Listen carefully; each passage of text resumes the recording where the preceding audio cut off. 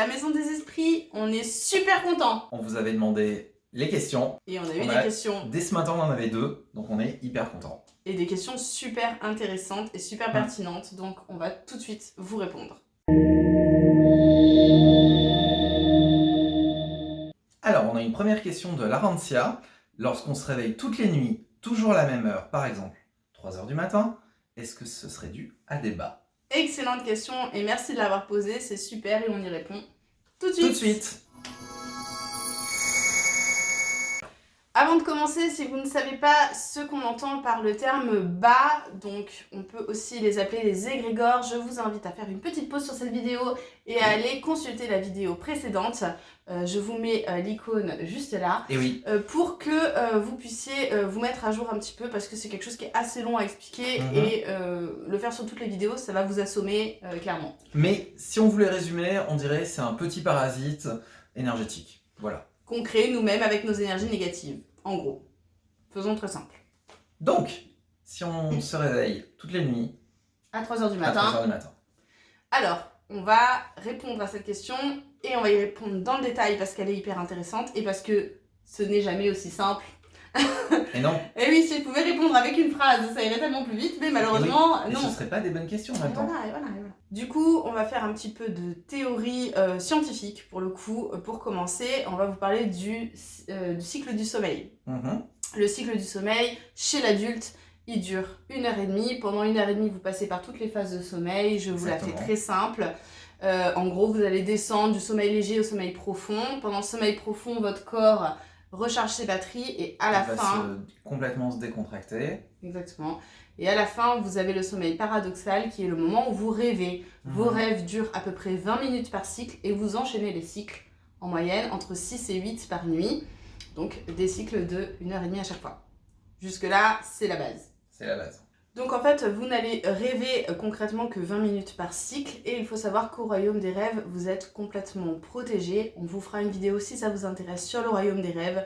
Il y a beaucoup de choses à dire. Beaucoup de choses. Là, ce qui nous intéresse, c'est de savoir du coup qui sont les autres entités qui viennent à nous pendant notre sommeil. Et effectivement, les bas en font partie. Exactement. Tous ceux qui souffrent de troubles du sommeil, paralysie du sommeil, somnambulisme et terreur nocturne, vous savez que en général ça va se déclencher au début de votre cycle de sommeil, en général dans la première heure de votre sommeil. Moi j'ai été somnambule pendant très longtemps, j'ai eu énormément de troubles du sommeil, c'était toujours dans la première heure où j'étais endormie. Pourquoi? Tout simplement parce que les entités basses aiment se dire que le royaume des rêves va effacer vos souvenirs de la nuit. Donc ils font en sorte que vous vous rappeliez pas du tout de ce qu'ils vous ont fait juste avant. Donc les troubles du sommeil ont toujours lieu à ce moment-là. Ensuite arrive le rêve, sur lequel on est censé être complètement protégé, c'est ce que tu rappelles tout le temps. Toujours. Au royaume des rêves, vraiment, on ne craint rien. Personne ne rentre, même les anges ne rentrent pas au royaume des rêves, c'est très VIP. Exactement. Et souvent, donc du coup, c'est ce que tu nous expliques, c'est au retour du royaume des rêves. Voilà, au retour. Après le rêve, on peut se rappeler de certains éléments. C'est ça. Et c'est ça qui est intéressant, c'est de savoir qu'à la fin de votre cycle de sommeil, vous allez pouvoir connecter avec d'autres types d'entités qui sont beaucoup plus hautes, à savoir les anges, les guides et les défunts, qui eux ont tout intérêt à ce que vous vous souveniez bien de ce qu'ils vous ont dit, de ce qu'ils vous ont montré et de ce contact. C'est pour ça que généralement, juste avant votre réveil le matin, vous allez pouvoir dire « j'ai vu ma grand-mère, j'ai vu... Parce que c'est à ce moment-là qu'ils vont choisir de vous rencontrer pour être sûr que vous puissiez bien vous en souvenir. Et c'est souvent le moment aussi des rêves prémonitoires. Exactement. Donc, sinon on s'en souviendrait pas, ça n'aurait pas beaucoup d'intérêt. C'est ça, et donc c'est bien encore une preuve qu'ils sont tous très malins parce qu'ils savent pertinemment quand venir nous contacter et pourquoi. Concernant les bas, du coup, donc ta question est extrêmement intéressante. Donc on sait qu'ils nous attaquent généralement au début de notre sommeil, ça ok. Sauf que le cycle de sommeil, c'est toutes les 1h30, il est remis à 0. Donc potentiellement, ils peuvent nous attaquer vraiment plusieurs fois sur la nuit. Donc il est possible qu'à 3h du matin, tu sois effectivement victime d'un bas. Ça c'est complètement possible. C'est possible. Pourquoi? Tout simplement parce que tu auras terminé un cycle de sommeil globalement à la même heure. Pourquoi? Parce qu'on se couche généralement à la même heure, donc en fait ça va tomber sur une jonction.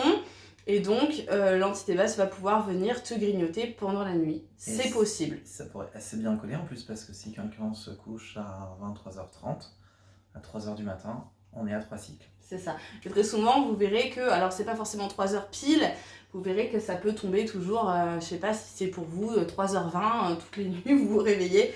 Bah, très souvent, c'est ça qui se passe.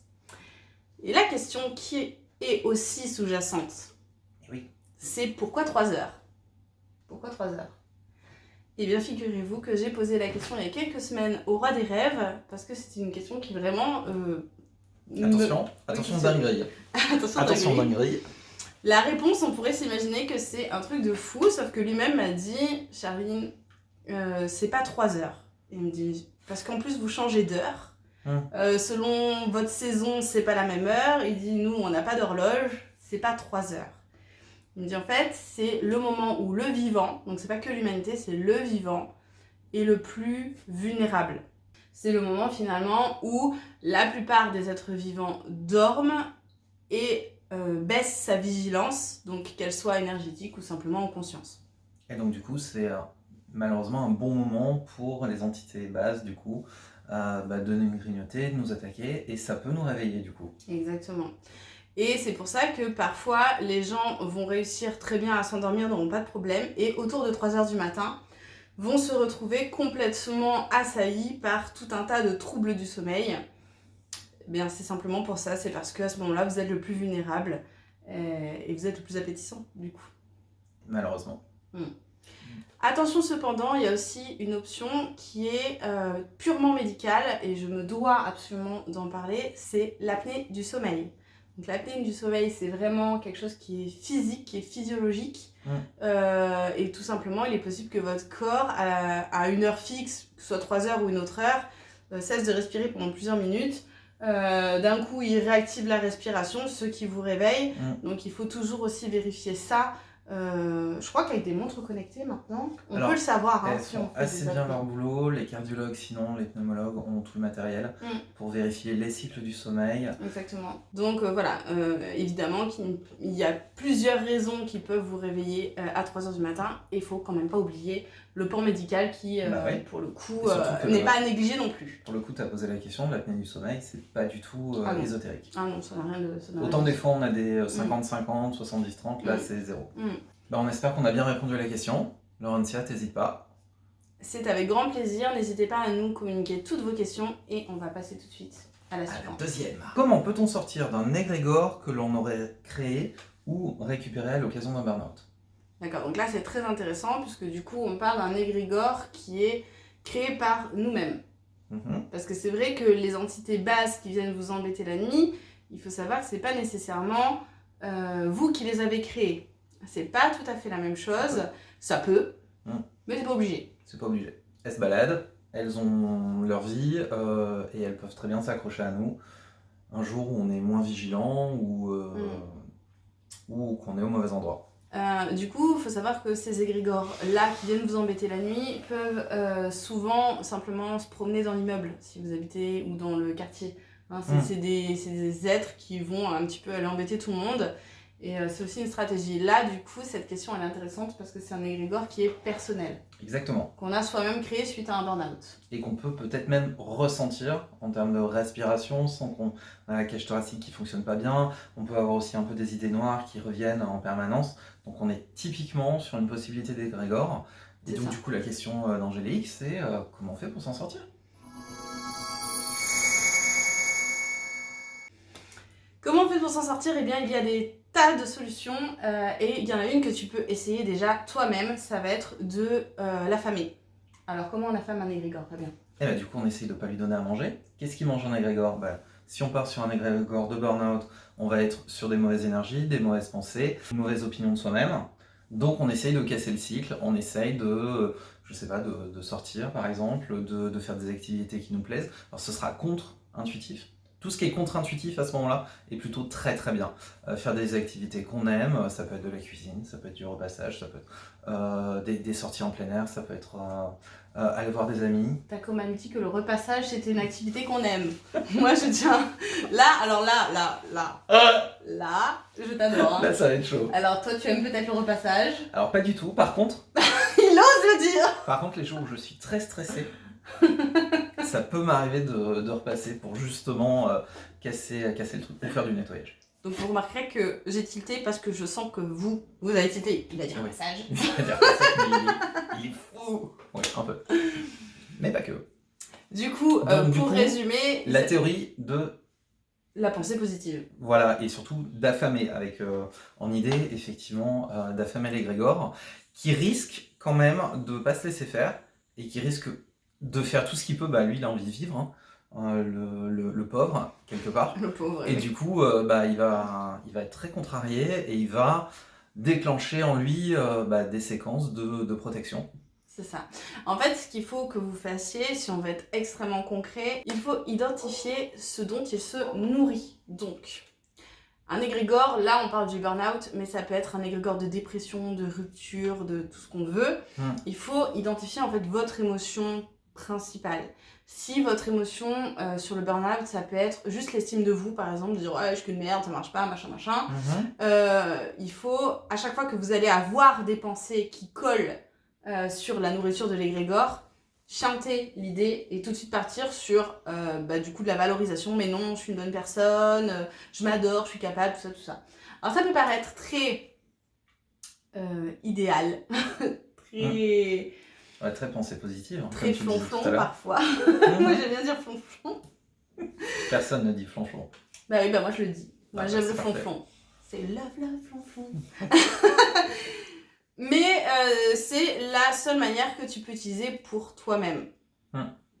Et ça marche, hein. C'est très dur, ça demande énormément de motivation, ça demande d'être endurant sur le temps, et ça demande d'être endurant aussi beaucoup. Pourquoi ? Parce que l'égrégore, comme disait Fabien, va faire en sorte de te remettre la tête dedans aussi souvent qu'il le peut. Parce qu'il est un tout petit peu... Alors il n'y a pas une pensée complexe, hein, mais il est un tout petit peu vivant quand même. Donc il est capable effectivement de se rebeller un petit peu.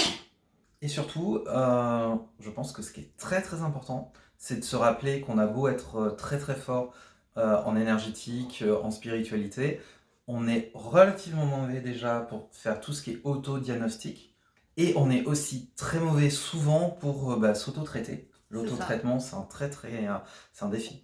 C'est pour ça qu'on travaille à deux. Exactement. Parce que parfois, on peut être conscient, ça peut arriver de dire ah, je suis en down en ce moment, je sens qu'il y a quelque chose qui est collé à moi, tout ça, ok. Pour se le dégager à soi-même, c'est très compliqué. Pourquoi ? Parce que, alors je vais être un petit peu technique, mais parce que souvent, c'est des choses qu'on nous demande. Comment on fait pour dégager un égrégore ? En fait, on va vous utiliser votre corps astral, votre âme, on va vous faire ancrer dans notre espace et on va agir sur vous. Il est évident que si je veux agir sur moi, je ne peux pas être moi et en même temps ancrer ma propre personne en face de moi. Ce serait... On est sur le paradoxe du chirurgien qui doit se faire une opération. Voilà. C'est-à-dire, ça fait partie des cas de figure les plus compliqués. C'est pas impossible, mais c'est très très compliqué. Du coup, si tu ne parviens pas à mettre en diète ton égrégore jusqu'à temps qu'il meure de faim ou qu'il décide d'aller s'accrocher à quelqu'un d'autre, ce qui est possible, malgré tout, hein, tu peux y arriver, hein. Si jamais tu n'y arrives pas aussi, t'as pas envie. Parce que, ou si tu as envie de gagner du temps. Voilà. Parce que finalement, quand on a des soucis, traiter l'égrégore, déjà, on traite la cause. Après, on va traiter toutes les autres conséquences. C'est plutôt cool. Et ça peut faire un poids de moins à gérer, ouais.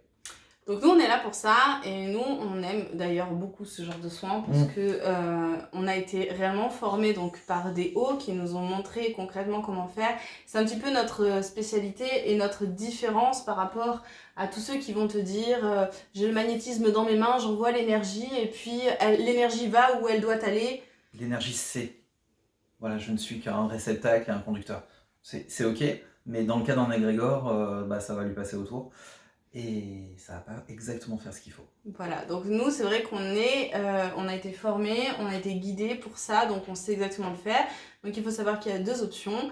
Si ton égrégore est coopératif ou s'il est, on va dire, petit, donc, Toi, je sais pas si tu l'as déjà fait ça, la transmutage. Assez peu. Ouais. C'est toi qui m'as appris. Du coup, c'est parce qu'on fait souvent les soins à deux.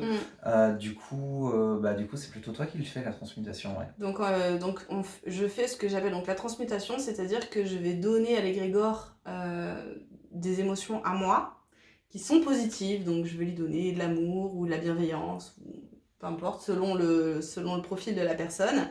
Et en fait, je vais polariser l'égrégore autrement, c'est-à-dire qu'au lieu de se nourrir de colère, il va se nourrir d'amour, par exemple. Donc, il va même d'ailleurs changer de couleur, ça c'est sympa à voir, c'est un processus assez sympa. Et du coup, cet égrégore va devenir positif. Et je vais vous le laisser exprès pour qu'il puisse vous aider à aller chercher ces émotions positives pour vous. Et là, c'est très très bien parce que c'est votre égrégore. On n'a pas fait d'opération chirurgicale de retrait ni de dégagement. Donc en fait, il reste en vous et juste il va se nourrir d'autres choses. C'est assez rapide. Hein. Les premiers, ça prenait un petit quart d'heure. Maintenant, c'est vraiment très très rapide. Parce que tu testes plusieurs énergies, j'ai vu la dernière fois, et tu prends celle qu'il est OK pour assimiler. Et du coup, assez vite. Et du coup, lui-même va essayer après, mais comme un égrégore négatif, de se nourrir de ça. Donc en fait, ça va être un cercle vertueux qui peut démarrer. Donc, un ça, booster vraiment positif. Ouais. Donc ça, c'est vraiment parfait, parce qu'on n'enlève rien, on transmute, et c'est parfait. Exactement. Par contre, des fois, ils sont moins coopératifs, ou ils sont plus gros, ou ils sont beaucoup plus violents, ou on en a eu des suicidaires aussi. Et j'aimerais juste ajouter une précision, si le burn-out c'est un burn-out de travail, parce qu'il peut y avoir des burn-out familiaux, il peut y avoir, un burn-out c'est assez large, si c'est un burn-out du travail, il faut savoir que dans certaines entreprises, il y a des bas qui sont installés, qui sont des égrégores extrêmement puissants, extrêmement vieux, et qui ont une emprise aussi sur tous les salariés pour faire en sorte qu'il y ait une ambiance propice, tout ça, au suicide par exemple dans certaines entreprises. Ouais, ou juste au malaise, ou à trop de compétition, ou à quelque chose de très très malsain. Ça arrive. C'est ça. Et donc là, ça demande un réel dégagement. Donc là, on n'est plus sur l'égrégore que tu as créé toute seule par ton burn-out, mais il faut savoir que parfois le burn-out peut aussi être causé par des égrégores beaucoup plus puissants que tu n'as pas créé toi-même. Que tu aurais récupéré par exemple au travail. C'est ça. Et qui serait tranquillement chez toi. Et c'est ceux-là qui sont très peu coopératifs. Parce que ceux-là, ils sont très très violents, ils montrent tout de suite les crocs. Et, Est-ce que c'est pas ceux qu'on préfère? Alors, oui. C'est les cas les plus spectaculaires. C'est ça. Donc du coup, pour ces égrégores-là, ça demande un dégagement. Donc un dégagement, s'il lâche de lui-même, ça peut bien se passer. Sinon, c'est une mise à mort. Voilà. Là, j'ai mis une bonne ambiance. Bah ouais. Mais on a eu le cas d'égrégores qui se suicident, qui on propose de se transmuter. Ils nous disent non, plutôt mourir. Ils se jettent sur nous, les crocs devant. Et nous on sait gérer, il n'y a pas de souci. Les hauts nous ont appris, les entités hautes nous ont appris, pardon. Des fois, elles sont présentes avec nous pour le faire, donc nous, on ne craint pas grand-chose. C'est juste qu'on essaye de préserver la vie autant que possible, y compris dans notre monde. C'est ça. Et il faut savoir qu'il y a certains égrégores qui acceptent la négociation également. Donc, négociation, ça ne veut pas dire qu'on va leur donner une autre cible. C'est différent, évidemment. On ne fait pas ça. Ce ne serait pas très altruiste, on va dire. Mais c'est toujours l'objectif de préserver la vie. Ils peuvent accepter des deals. Et on a des choses à leur proposer, effectivement, pour qu'ils se décrochent et qu'ils fassent plus de mal à personne. Ça arrive. Et alors, pourquoi est-ce que finalement, le dégagement, c'est ce qu'on fait quand on est obligé? Parce que il faut savoir que l'univers remplit toujours ce qui est vide. Donc, je vais schématiser. Si j'ai mon petit égrégore et qu'il ne veut pas coopératif et qu'il ne veut pas transmuter, on va me l'arracher, on va le tuer ou on va faire autre chose. Et en fait, ça va laisser dans mon aura. C'est une question c'est dans l'aura. C'est un grand trou. Un trou béant. Et le problème, c'est que vos émotions à vous, elles vont pas changer en 5 minutes. Il va falloir un petit peu de temps. Et puis surtout, on va sentir qu'il manque quelque chose à l'intérieur de nous. C'est très désagréable. C'est très très désagréable. Et du coup, l'univers, lui, cherche toujours à remplir ce qui est vide. Et le risque, c'est qu'il va vous faire créer un nouvel égrégore. Et qui est probablement du même acabit que le précédent. Probablement dans la même vibration. Donc là aussi pareil, les entités hautes nous ont appris comment faire. On a tout un processus pour pouvoir le faire. Et on s'en sort très bien. Mais du coup, c'est pas à la portée déjà le faire tout seul, c'est très très rude et c'est vraiment complexe. Surtout que du coup, globalement, pour terminer sur l'image, donc vous avez un trou dans votre aura et c'est l'un de nous qui va récupérer l'énergie dont vous avez besoin, donc l'énergie positive. Donc pour reprendre l'exemple de la colère, on va prendre de l'amour, mettons. On va vous faire une énorme boule d'amour qu'on va aller caler à l'intérieur pour être sûr que l'aura soit bien remplie, qu'il n'y ait pas de trou et que si jamais il devait y avoir un trou, qu'elle soit remplie de ce qu'on a mis. Donc l'énergie reste quelques jours ensuite à l'intérieur de la personne. Donc elle se sent un peu bizarre, mais pas énormément non plus, parce qu'on a mis les émotions qu'elle est bien. Et au bout de 3-4 jours, je crois, hein, ça dépend de la quantité qu'on met. Ouais. Des fois, il y a des égrégores qui sont tellement énormes, et des fois, il faut plus de temps que ça. En fait, au bout d'un moment, votre énergie du corps, elle va tranquillement évacuer l'énergie que nous, on a mis pour remplacer par la même qui vous appartient, mais sur la même fréquence. Et donc, c'est finalement un soin qu'on fait en une fois, hein, en général. Et c'est pour ça que les égrégores dont on parle là, c'est quand même quelque chose de technique à faire, puisque ça nous demande à la fois un dégagement et à la fois un soin dans tous les cas. Exactement. Et ça peut se faire à distance, sans problème, puisque dans l'énergétique, il n'y a pas de frontières. Donc nous, ce dont on a besoin pour faire ça à distance, c'est simplement, en général, on va faire une visio avant, pour avoir un peu toutes les infos. Pour cerner, pour se présenter aussi un peu. Et ça nous permet de nous connecter à vous. Et si jamais l'égrégore, c'est un égrégore de burn-out familial, et que potentiellement il se nourrit sur tous les membres de la famille, à ce moment-là, ce sera un dégagement sur votre lieu d'habitation. Encore une fois, ça peut se faire à distance. On a besoin d'une vidéo d'un pied-à-terre. Ça peut être le salon, ça peut être la chambre, ça peut être n'importe quoi, pour qu'on puisse s'ancrer. Et après, aller en général, une photo nettoyer. De toutes les personnes pour être sûr qu'on a bien ciblé tout le monde. Et, les animaux aussi. Et les animaux. J'espère qu'on a répondu à ta question. Sache que si tu souffres, j'imagine que si tu as posé la question, c'est que tu es concerné par le cas.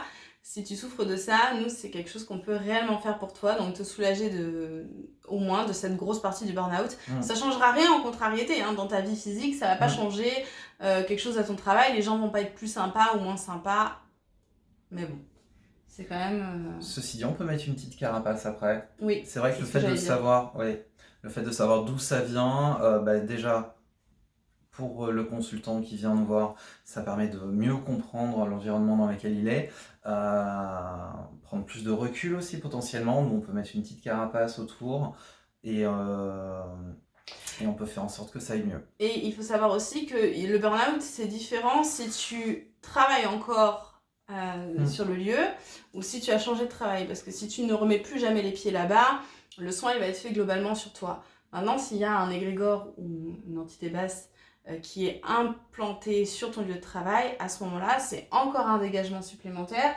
Donc, ou bien on peut te protéger toi pour faire en sorte que tu ne récupères plus ces énergies-là, ce qui est possible au demeurant. Hein. Mais le plus efficace, ça restera quand même de dégager les lieux. Donc là, pareil, même processus, une petite vidéo juste, par exemple, de ton bureau, où on va pouvoir s'implanter et aller travailler directement sur ton lieu de travail. Ça m'a pas refait encore. J'ai trop hâte de... Ah ouais, j'ai trop hâte. Alors, les maisons, on l'a déjà fait avec des super résultats et vraiment une efficacité incroyable qui nous a vraiment fait beaucoup de bien. Beaucoup de bien. Par contre, des lieux plus gros, genre des entreprises, où on n'a pas fait ça encore. C'est vrai, j'ai trop hâte. Et pendant que tu le disais, je me disais, on l'a pas encore fait, et franchement, qu'est-ce qui nous retient? Pas grand-chose.